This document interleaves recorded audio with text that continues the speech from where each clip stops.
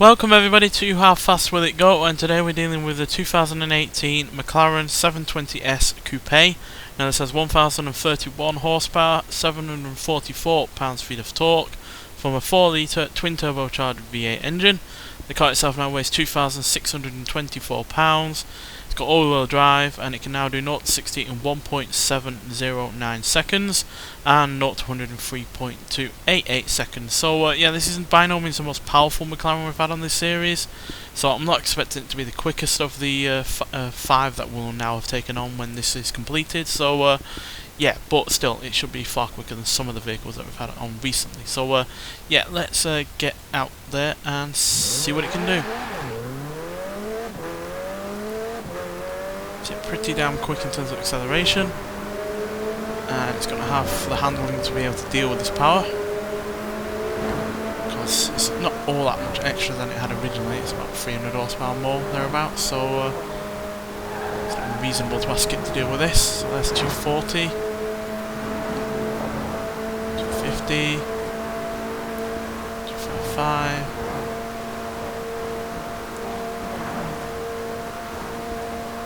60. Oh dear.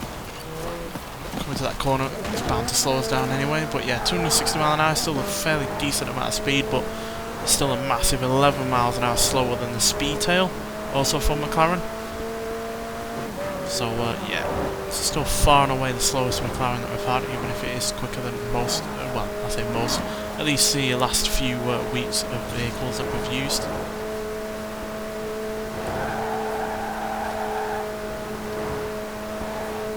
Even though it's not the fastest of cars that we've had, it's still one of the better handling ones that we've had.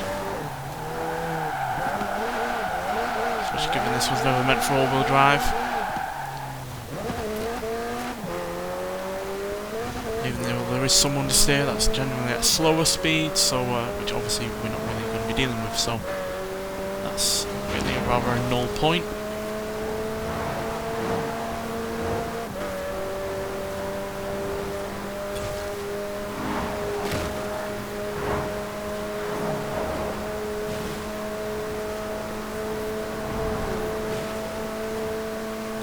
Yeah, I don't think we quite have the amount of torque really to take advantage of the 1,000 plus horsepower that we have, especially on this side of the motorway where the gradient is a lot, you know, worse, because we're going uphill more than we are going downhill.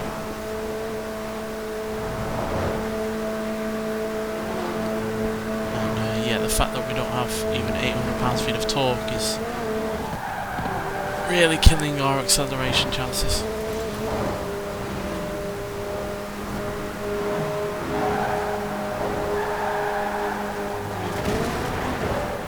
But yeah, there we go, 260 miles an hour. So by no means the fastest McLaren that we've had, by no means the fastest modern car that we've had, but still a reasonable top speed, and that means it manages to match the Chevrolet Camaro IROC Z, Mercedes AMG GTR, ATS GT, the Lamborghini Huracan Performante, Ford Mustang GT Liberty Design, Ford GT40 Mark 1, and the Mercedes-Benz 300 SLR. It's quicker than a 2004 Porsche 911 GT3, as well as an Aston Martin DB10, Lexus RCF, the 2019 Chevrolet Corvette ZR1, Spania GTA Spano, and an Apollo Intenza Emozioni.